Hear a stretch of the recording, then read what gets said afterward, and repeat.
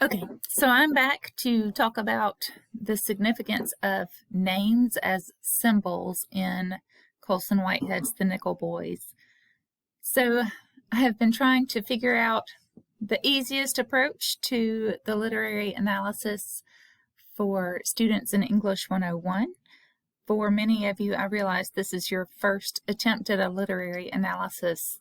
So if you need a quick and easy way to delve into literature and find those Easter eggs that authors like to leave for us in works of literature that make us think more deeply about the significance of each word, looking at names is a good place to start. They're often used as symbols, and as I have mentioned before, an easy way to structure your essay for your literary analysis is to look at the hero's journey and see what stages of the hero's journey you might apply to some theme using the literary devices that you have found in the novel.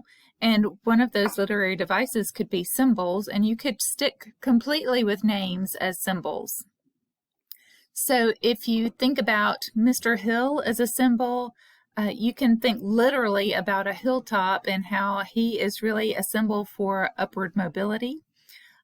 It also evokes ideas of Martin Luther King and the Sermon on the Mount in the Bible, which Martin Luther King references. He talks about mountaintop experiences. So think of that.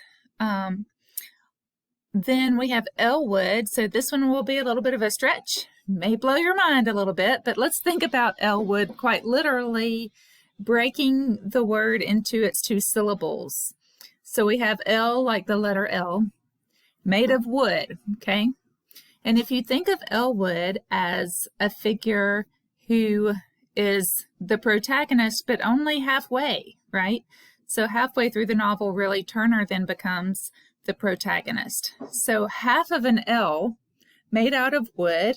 If we had the other half of the L stick out both arms, and you have this T figure. And so with Elwood being the sacrificial figure, he really fits in that Christ figure idea, and his name even evokes that sense of sacrifice that the Christ figure represents. So consider that as you are talking about Elwood's story as a hero who faces the ultimate sacrifice. And then we have Turner, who becomes the protagonist, and the protagonist is often thought of as the character who changes the most. And so really Elwood is kind of consistent with his sense of values and his sense of self-worth and dignity and what's right and what's wrong and what's worth the sacrifice and standing up for these things. And Turner is less convicted about those ideas and much more skeptical about the idea of people being able to change. But Turner ultimately is the one who changes the most.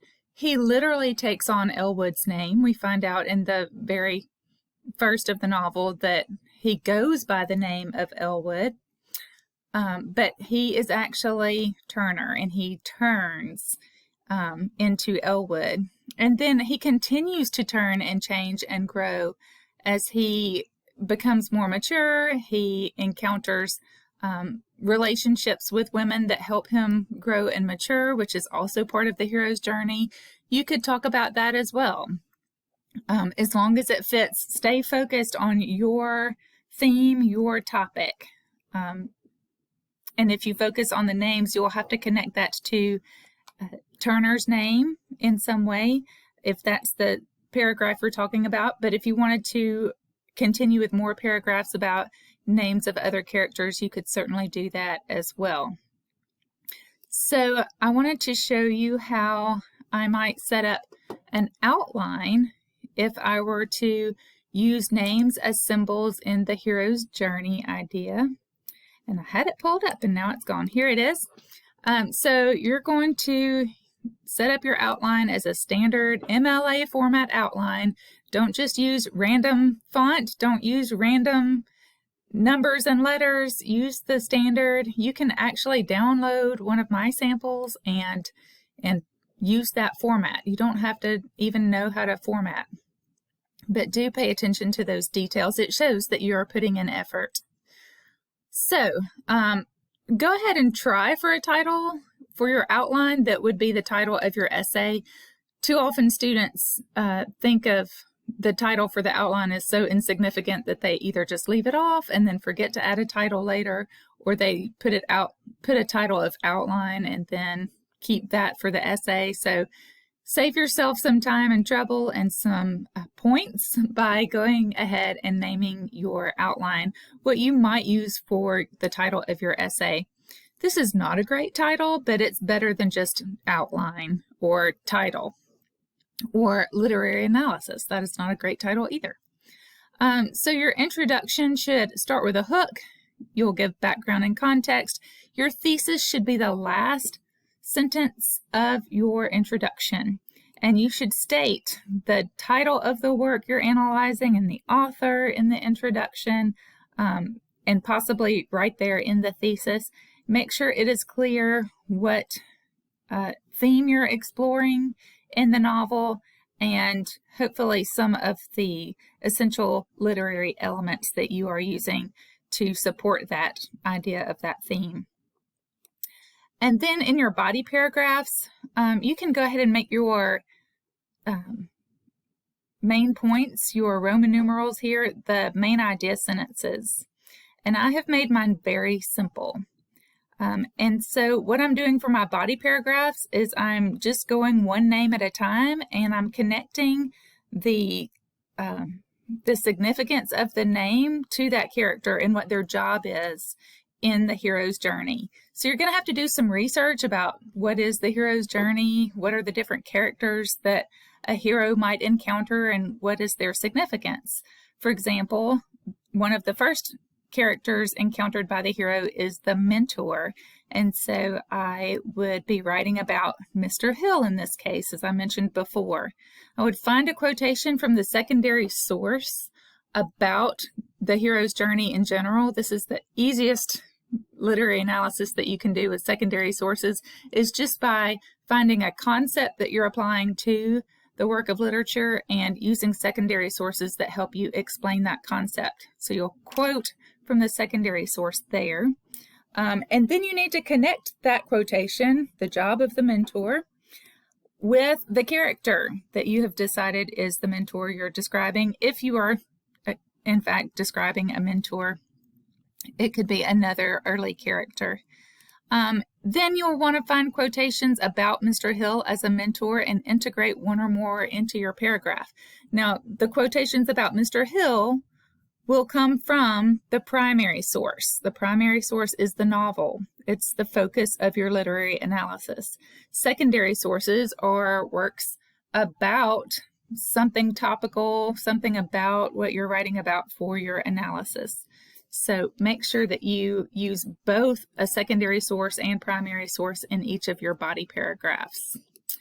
You'll need to end by explaining how this relates to the hero's journey, and always say more. It's better to explain too much than not enough, and make sure it very clearly connects to the theme that you are focusing on for your essay. So the next body paragraph just goes to another character for the hero's journey. For me, that character was Elwood. He seems to be the hero, but he dies and is resurrected. He's resurrected, of course, in the form of Turner, when Turner takes on his name. But to start this paragraph, you can start by just talking about the sacrificial hero, and then find a quotation from a secondary source that explains the significance of the sacrificial hero. Then connect that quotation from the secondary source to the character's name. And I've explained my take on Elwood's name to you, so you can find your own way of describing Elwood if you would like, or another character if you are using different characters on the hero's journey or different characters in general to focus on a theme. Again, after you have found quotations from the secondary source integrated those, connected that quotation to your character's name, you then need to also use quotations from the primary source to help prove your point. This is called textual evidence. So evidence from the text you're analyzing, you need to put that in your essay and make sure that it fits with the grammar of your paragraph and each sentence. So the last body paragraph, my third body paragraph, can focus on Turner. He is the one who continues as the protagonist after Elwood makes his sacrifice. So I want to focus on how Turner changes, but first I need to give the significance of Turner's character in the hero's journey. So I want to find something from a secondary source that talks about the resurrection aspect of heroes' journeys and how there are other aspects of the hero's journey that Turner may fulfill. So you can find any of those things that speak to you and ones that you can find ways to connect to actual text from the novel. That's super important. It should all integrate well and make sense. So your secondary source material should not seem like random disconnected information that doesn't relate to your primary source. It must all relate and be a cohesive idea that works together in each paragraph and overall for the whole essay. The rest is similar to the other body paragraphs. You want to connect the quotations from the secondary source to the character's name. You might explain how Turner turns or changes emotionally to become a mature man. Find quotations about Elwood's evolution as a character and integrate one or more of those quotations into your paragraph.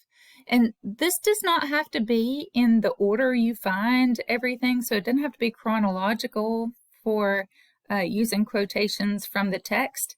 In fact, you will be better if you can use some quotations for each character from lots of different places. So really, to show Elwood's evolution, you might quote something from early on in the text and something that shows his emotional maturity later as the novel progresses and comes to its resolution.